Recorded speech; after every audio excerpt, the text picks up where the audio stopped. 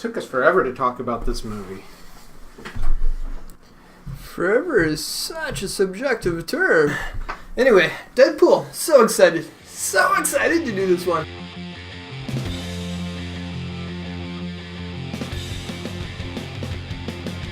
Can't wait, bro. I'm Justin Mayhew. I'm Alex Benoist, co-host. And we're doing this for Meta Film List, and we're talking about Deadpool coming out on DVD and Blu-ray and Laserdisc apparently very soon. That's impressive that he's even going the extra mile for the Laserdisc. Hey, bravo. Man. He's committed for VHS and Laserdisc. That's, wow. First big thing we loved is breaking the fourth wall over and over and over. Even breaking the fourth wall inside the fourth wall. That's 16 walls. That's it is 16. Good. By my math, it is. Mm-hmm. No, it's good. It's amazing. And he went out of his way to create a character reflective of the comics and very much the modern comics of the Deadpool world. And breaking the fourth wall is one of the things where he turns and talks to the audience. It's very Ferris Bueller. Incredible. One of the worst performances of my career, and they never doubted it for a second. Very Zach from Saved by the Bell. There you are, Zach. I've been looking all over for you. Time out! Yeah, this is horrible. I just meant to get a car. If I don't find a way out of this, my life at Bayside is over. It's something that Deadpool has done in the comics all along. He did it in the video game.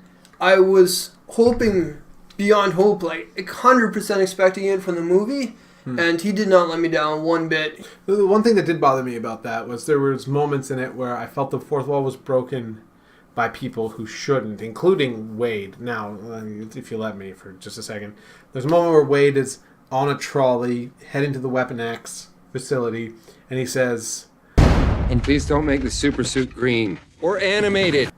Now, it's one thing to make a joke as a character. He's a very witty character up until that point, but he literally references something he had done prior as an actor. There's no logical reason Wade Wilson should be making that joke.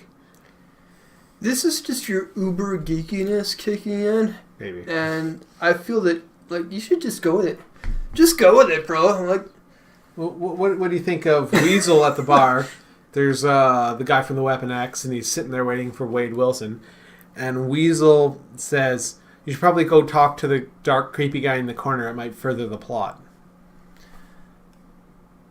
At the time, I could not complain about it one bit. I don't believe that Weasel is able to break the fourth wall in the comics. He's not aware that he's in the comic. But, I mean, it was good for a laugh in the movie. And it was. Ultimately, that's what I wanted. So, I had no issues with it at all. And most people won't. Uber geek. One of the things that we also really, really thought was amazing was the special effects. Oh, man. I cannot say enough good things about how well they did... to make him look scarred, to make him look like the cancer cells were pushed up to his skin and on the outside. His fights on the expressway where he got shot through the arm, you can see right through his arm with the blood dripping down.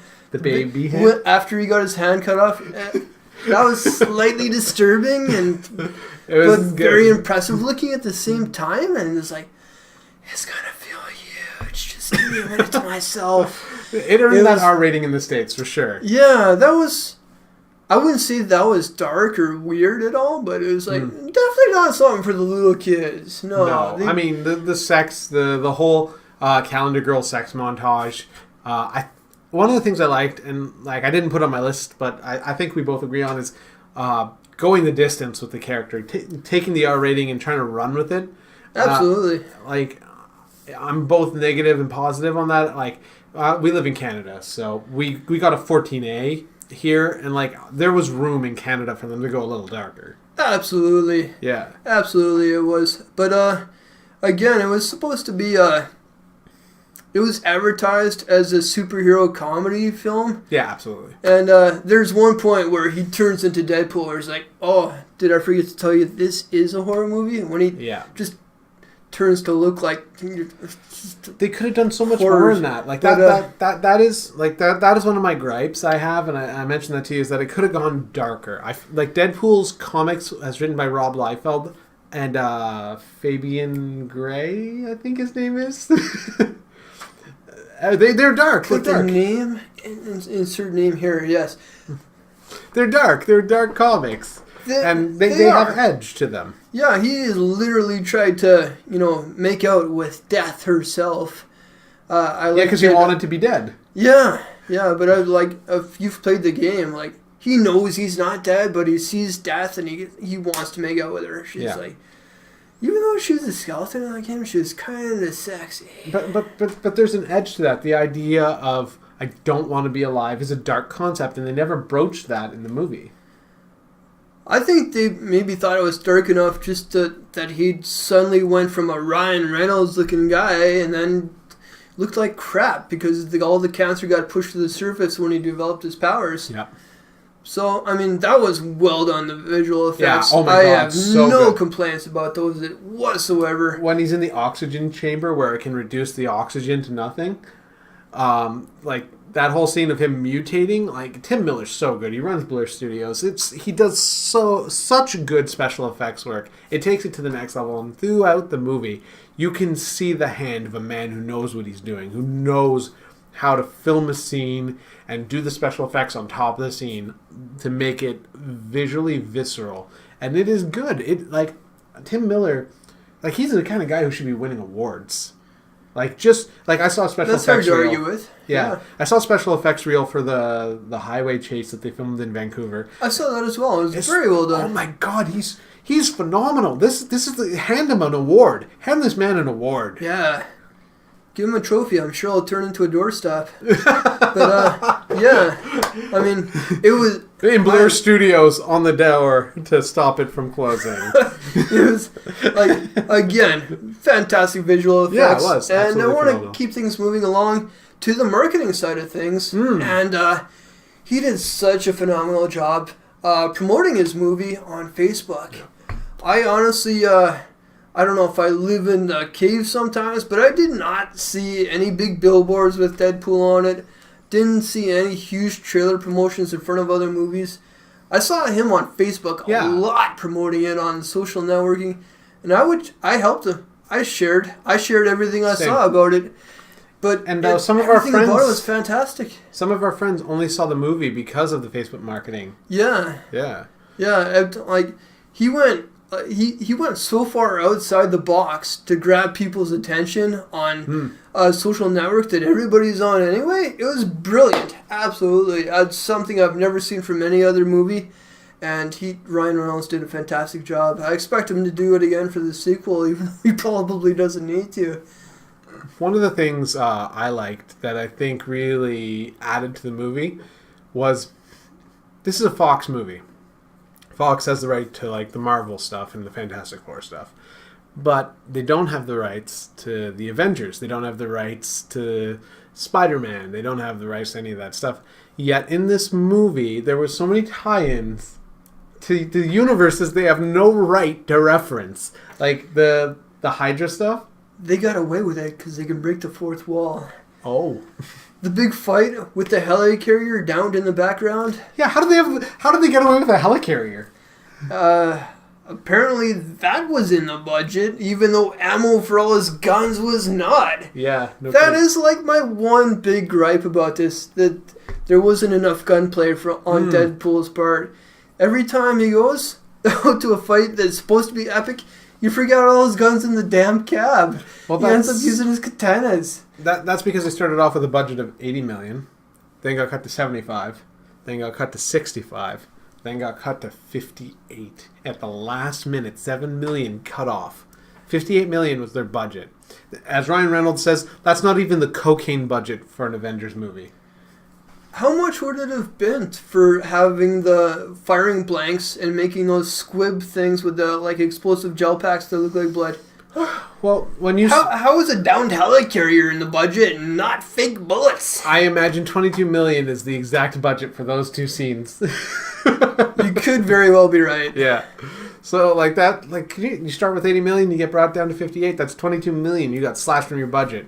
So I mean, I think they made a phenomenal movie, a top-notch movie with $58 million. It felt like an X-Men movie. It felt like a Marvel Disney movie. It felt like it had the power and the weight of those movies. Like, it was better than the Hulk. It really did. It was better than, like, Ant-Man. Like, Ant-Man was funny, but Ant-Man didn't have the sort of edge that this movie had. To me, it felt like it had all the power and backing and special effects and everything I wanted that could be said of, like, the new Star Wars movie. Even though they had that much bigger of a budget, like, everything I wanted out of Deadpool was there except for that gunplay. Yeah. Like, he always goes overboard on the explosives in the video prepping, game and the comics, right? So that was missing for me, but I am sure I'll see that in the sequel. I am tremendously hoping for a good setup for X-Force. I would love to see Hugh Jackman playing Wolverine and, you know, getting the basis and setup for X-Force in the third one. I 100% expect Cable to be in the sequel. I would hope that Deadpool gets some teleportation powers out of it, like he does in the video game, like he does in the comic books. People are fans because of what they see in the comic books and the game. Stick with what's source already material, been out there. yeah. Stick with source material. Stick with what works, please. And, like, similarly, I'm hoping to see New Mutants with a Deadpool tie-in somewhere, Deadpool 2, and then X-Force. Because New Mutants has got such great characters. It's got Wolfsbane, it's got Cypher, it's got Cannonball, it's got Sunspot, it's got, like, a lot of really, really good characters. And then, like, New Mutants moved into, like, the X-Force stuff. So you do New Mutants, then you do Deadpool with, like, more Cable, more Domino, more X-Force teases, and then you move into X-Force where you get, like, Psylocke, Phantom X, Archangel, like Deadpool, Cable, like that's the direction I'm hoping for. I'm hoping that this movie making this kind of money, spending less than $60 million and making over $700 million, is justifiable to make those movies in between. Like, they've already made, like, if they spend $60 million on New Mutants, then I will be the happiest fanboy in the world. So I really liked it, and you really liked it. Absolutely, I did. What do you give it out of 10? Oh man, I'd give it a 9.9. I went and pre-bought tickets to see it on Valentine's Day in IMAX. Did not mind spending the extra money to see it on the extra big screen. I am actually genuinely looking forward to dropping $30 for a Blu-ray with all the special features. I hope that every bit of that money goes to support the sequel. I'm looking forward to it more than any other sequel I've seen.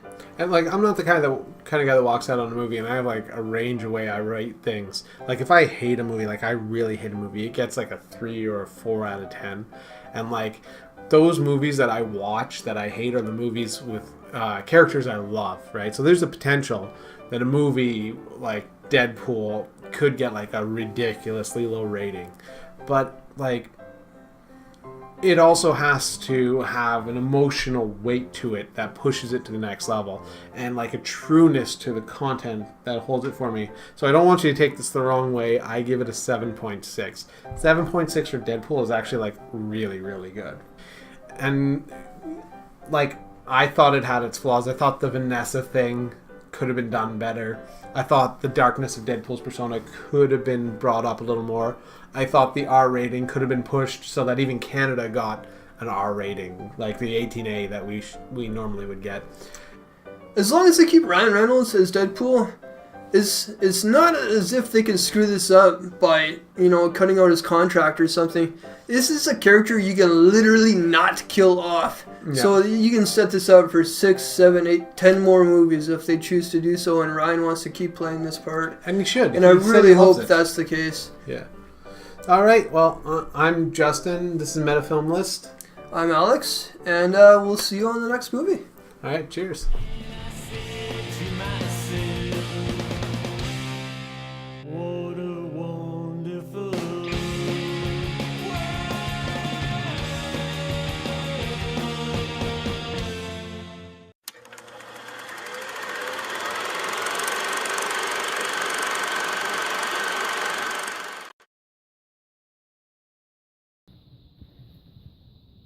You're still here. The review is done. It's over. Go home. Go. Come back for the next one. Go home.